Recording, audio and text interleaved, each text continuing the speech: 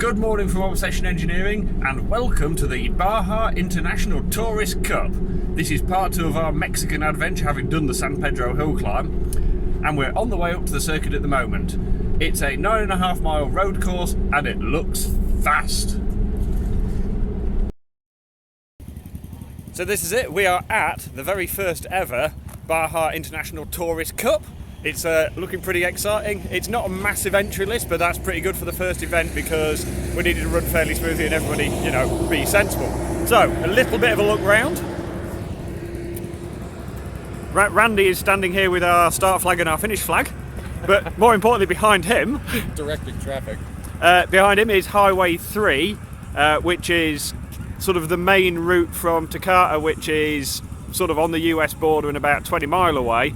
And this is the sort of the main highway up to Ensalada, so this is the biggest road for miles around, and we get to close it today and go racing on it. So we're going up this road here, and this is like 2.5 miles flat out, slightly uphill, and then at the top of there's a very sharp hairpin onto the back road, and then the back road whittles all the way over the top of these hills and everything, around the back in the canyons and places, and comes back along this area and round this corner in front of us. The circuit is very, very fast. There's going to be quite a lot of places that are going to be sort of 5th, 6th gear, even on the big bikes, absolutely pinned wide open. The surface is, in places like the Highway 3 bits, are mega. The bits out the canyon road are a little bit rougher, but it is a road race. And then it's mostly just going to be people go out there, have a bit of fun, try and go fairly fast on the motorbikes, and hopefully everybody stays in one piece. Along with Eric on his usual Obsession Engineering BMW, we've got a host of the riders who did the San Pedro hill climb. So, Bridget is riding her Royal Enfield flat tracker, which is going to spend a lot of its time flat out, so that could be interesting. But they have made some modifications to change the gearing, change some of the geometry, some suspension settings and stuff in it. So, it is ready to go. This will be a test of how fast can a Royal Enfield go, because I don't think many people hold them flat out for this long. I'm excited to see how fast this little thing can go. I'm wondering if we can break 100 today. We'll see. And Dave is on his Gen 4 BMW. It's pretty much a Superstock bike. That should be the fastest thing in a straight line, but you know, Eric's quite good at going in a straight line, so we'll see. Sam is on his ZX6, so he should be going pretty well. He's done some Moto America and bits, so apparently he can ride a bike. Can he ride a bike? We'll find out today, won't we? Good word, Sam, good word. Then we've got Jimmy Hayder on a Sumoto. Remind me, name. I'm terrible with names. Matt. Yes. Are you excited for this? I am very excited. Slightly terrified. Very excited. That'll do. As long as the terrified thing, you know, keeps you calm, doesn't it? I mean, keeps you from going. It'll keep me too slow silly. enough. It'll keep me slow enough to survive. So just have fun, ride off, and call it a day. That'll do. Right, then Crispin is on his Kalex Moto 2 bike, which had a fuel pump issue at the hill climb, which is now fixed. So we had that running yesterday. That is really, really cool underneath. It is a proper ex-Scott Redding Kalex Moto 2 bike from 2013. Then Jamie is on a 675 Daytona, which hasn't got all its fairing on because there was a slight mishap at some point. What's left of it? So, What's yeah. left of it? Alright peeps, hope you enjoy the race today. Stunning stuff out here in Mexico. It's beautiful territory, interesting roads. Oh, it's a real test of machismo, this one, you know. Right, and then Wade Boyd, former TT man. Yeah. What are you riding, Wade? We're right over here, R1. I got a 15 R1, and my buddy Eric's got a 05 R1, number 88 and 61. So, obviously you do a bit of riding in this part of the world anyway, because you're from this part of the world near enough. Yeah. You excited about it? Oh yeah, this is going to be great. First one ever. Yeah, they're closing the road for us. I hope it goes over big. You excited? Ooh, yeah, maybe a bit too excited. And then we've got the little Kramer here as well. So, yeah, not a massive field of bikes. There is a couple that I haven't quite covered, but hopefully it'll be all good fun. Everybody will go really, really fast, and more people will come next year, and we can make it a bigger event. Here we go. The Baja International Tourist Cup is go. We do have 2 spectators now. One of them is waiting for the bus. So there we go. The riders have been sat a few minutes, so tyres are a little bit cool. Here we go, up the big straight.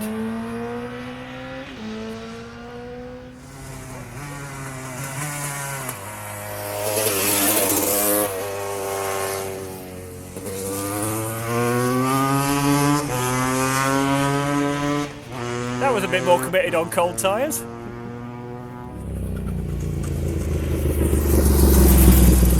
Flat track style with the foot out.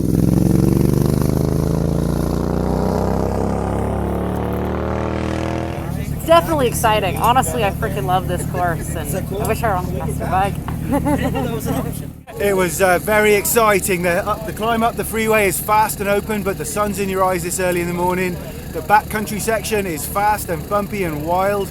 And actually, fair enough, fair truth be told, I came across 3 dogs, a man on a horse, and a flock of sheep in the road. So I had to get around that at speed. That was a bit hairball, but this is Baja. Thank you, Baja. So just been called about 5 minutes until your first run around the Baja International Tourist Cup. Excited? Yeah, looking forward to it. It's going to be a laugh. I think we've already had a laugh this morning. We haven't even ridden the bike yet.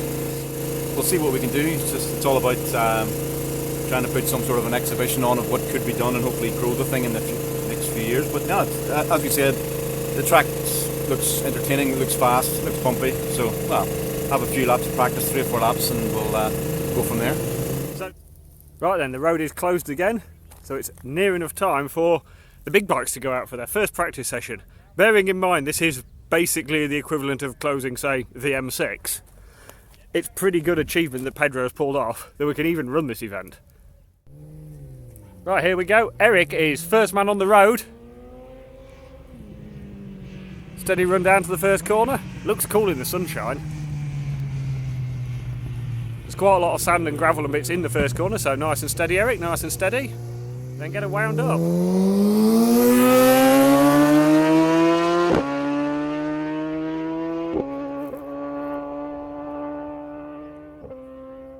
Come on, Dave, he's looking a bit more racy out of that corner.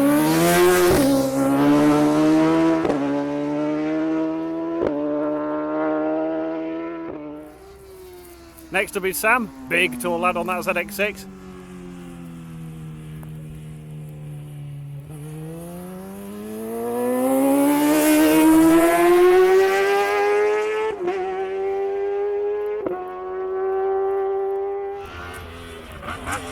Here comes Wade Boyd on his R1.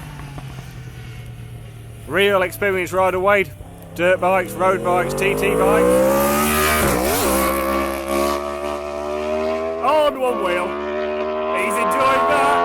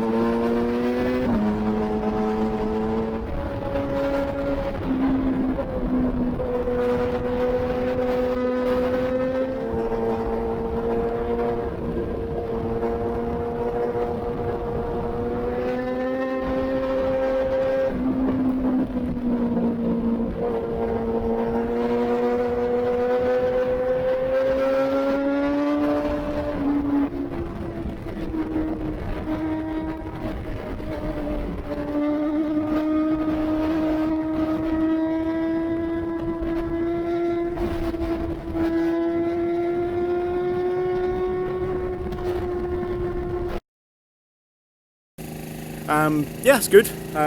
This 2.5 mile up the whatever highway 3, whatever it is good. Just trying to get a decent line through that. and obviously then it gets more entertaining on the back section, just bumps and loose everything. So, and obviously trying to piece it all together. Yes, we did it in the van, but doing it at 50 or 60 miles an hour faster, it looks completely different.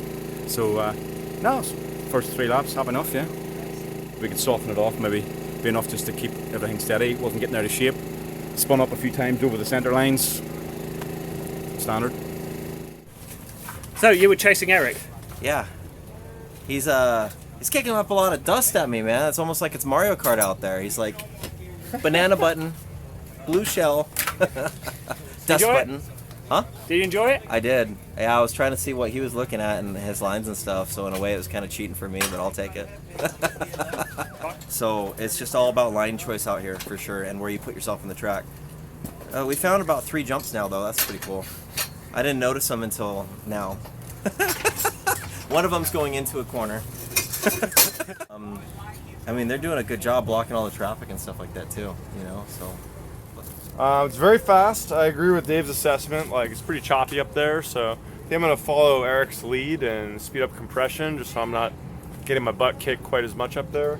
You were right about the gearing. I'm like probably tapped out in 6th for good 25% of it, and it's only going to get to be more as we pick up some more speed. But this last section, the super fast section down here, I didn't realise there's a depression there, and when I came out, the bike was just fully airborne.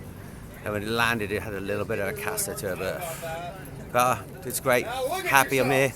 This is mental. Just a few minutes to go before Eric's back out for qualifying. So we get 3 laps of quali. All we've done with the bike is another click of steering damper and a little bit softer on all the damping, so that over the bumps the wheels can move up and down a little bit easier. That's the idea, because this is bumpier than the hill climb was. Eric seems happy enough. Been nearly asleep most of the morning.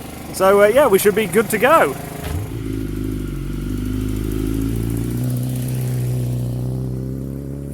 The only slight problem with having a Moto 2 bike is it's got no electric start. Bumps easy though.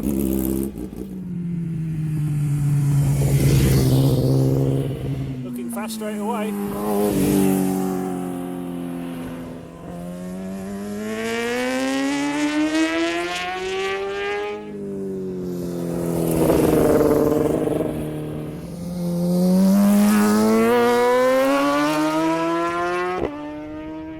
Definitely looking a bit racier than he was this morning.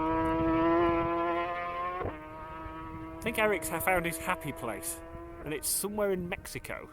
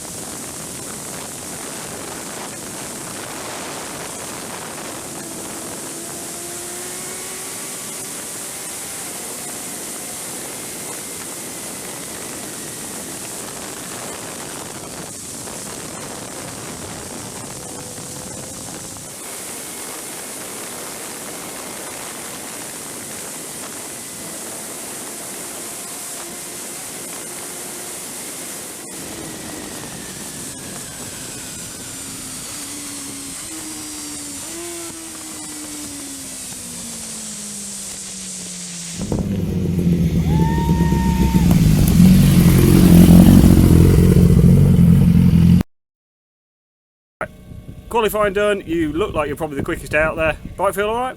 Yeah, definitely better. Couple of clicks off on the suspensions, softened it off enough to deal with the bumps a little bit more better, but not take anything away from the high speed stuff at the start of the lap. So yeah, I only did the 3 laps just to make sure that was okay. I think the lads went out and did another one. I think it went in 20 minutes, but save it all for later. That was intense. This thing looks sharp. Coming out this first corner, when it picks up on the back wheel and stuff, it looks really sharp. It doesn't look like a relaxing, easy ride. No. To tell you the truth, a lot of this course, the bike is kind of floating or lightly off the ground. It's a weird feeling, but so much fun. Starting to learn the track a little bit more now. We could probably push it a little bit more session because I'm learning what's on the back side of some of these turns where I wasn't before. But now I'm like, I know where I could be. But man, this is a blast. Where it's clean, it feels like there's a ton of grip. But if you misjudge an entrance or pick the wrong spot to cross over those double yellows, oh yeah, there are a couple of times where I felt front end just like a pencil eraser across paper. Like, ooh, I'm going way faster than I want to be going. That'd be happening. We're happy after the last session. Yeah. Not going to change anything, are we? No. Perfect. And as you said, once said, can't go far wrong with an orange BMW. Was there by any chance the first session a man waving a flag pointing which way to go? The second session, there was no man there. It was the second official that was like, hey, you missed it. The first session, yeah. There was two people up there. The first one's a flagger. The second one is you really missed it. So the second lap around, there was nobody at the initial part of it. So what you're saying is you had a turn marker, but he went home. He moved, yeah. He went to lunch, man. He's hungry. Can't fault him. Can't. It's about 5 minutes to the first race. It should be good fun. It's 5 laps, which around here is nearly 50 mile. So it's a decent length race. So hopefully the boys will all have fun and come home safe. Go Eric! Up at the start line here, this is a time trial start, so they are setting off individually TT style, which suits Eric. And here he is, on pole position. He seems happy, he seems relaxed. And realistically, 50 miles for him is only really about Cronky Body Straight on the second lap.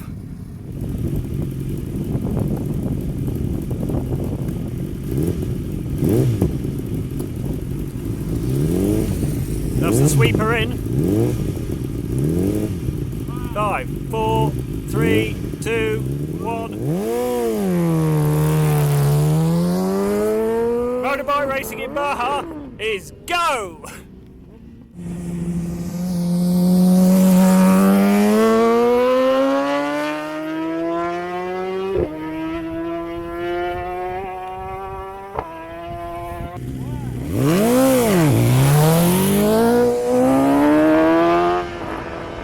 Dave's off in P2. A bit less wheeling than earlier. We took a load of preload out the rear shock to calm it down over the bumps and hopefully stop it wheeling as much.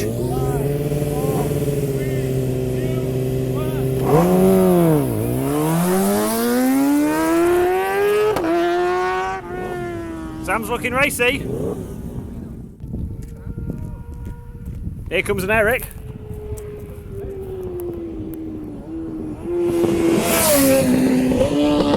Lap 1 complete, and that looks fast into there.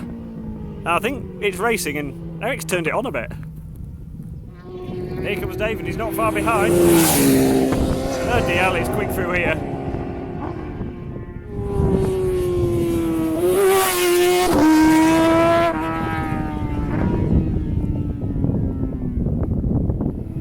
Here comes other Eric on the R1. Everybody's quick through here.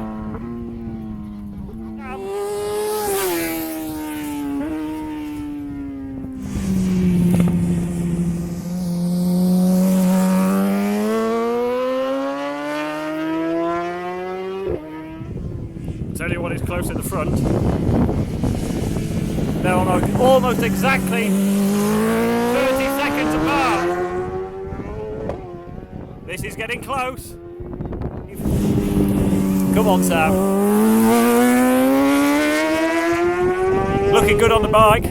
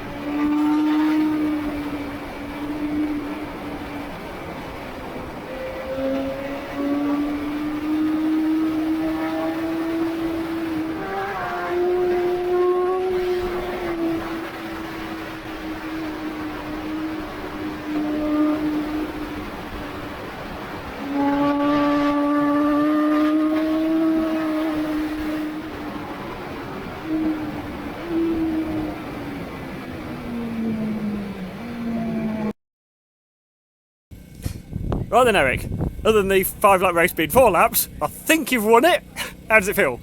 Yeah, it's good. A little bit more slide, so I don't know if it's a combination of the extra dust blowing across or just the melting tar, but it was not good fun. Coming up the hill, my rear was just step, step, step, step. I thought I had a flat tire. So once I turned it back again to the left and I went into full lean, the bike started squirming a lot. So I think I just was too low on pressure in the rear, but I thought I had a flat, so I stopped at the top. Got off the bike, looked around, looked at the shock, played with the chain, tested the tire real quick, and I'm like, everything seems okay, and then I jumped back on the bike again, so. So what you're saying is you're just handing it to Eric on a plate? No, not by any means. He's a very talented rider. But I thought I had a flat, so I don't know. It's Mexico, dude. There's this place swallows up people that take too much chance. So Dave called it. I had way too stiff of a spring. I was running a 7.5 on a 2020 BMW, and it was it felt like it had no suspension. It felt like a hardtail. So Dave here helped me take off the shock, and I didn't have the proper tools, but we took all the preload out, and world of difference. I definitely need to go another spring rate lower is for what this is. It's still a little too stiff, but you called it for sure, Dave. So thank you. So whatever. The rumor is that I will race anything. Like if there's greyhound racing, I'll try and race those greyhounds. If it can be raced, I want in. So Royal Enfield it is. Oh, that poor motorcycle. No, hey, they're elephant dodges, so it'll be just fine out here. This is awesome. I love coming down to Baja, and to be able to race this road is just so much fun. And I'm just tapped the whole way. Oh yeah, it's a 1990 RM250 that I started flat track racing, and I switched it over to Pikes Peak for the dirt. I just try to make it go as fast as I can. I took it up to Loring and did 112.8 with it. It's kind of like being a toothpick to a knife fight, but I don't care because I'm just in it to ride. So that's it, we're down at the start for the lightweight race. And here comes Jamie on his 675.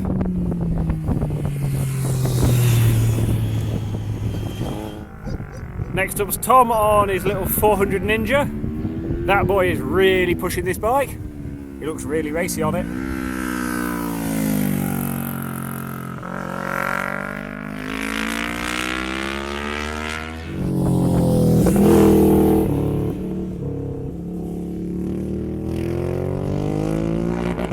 Let's see if he's knee down. Yep. But look at all the dust it kicks up as he's knee down. Good lad. Here comes Stewart on the Enfield, and he's managed to actually catch and pass Jimmy on his RM250.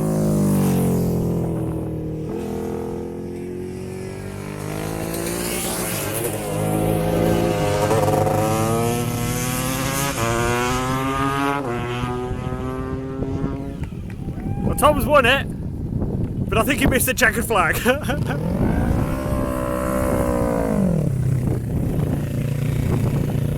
Enjoy it? Yeah, that was a lot of fun.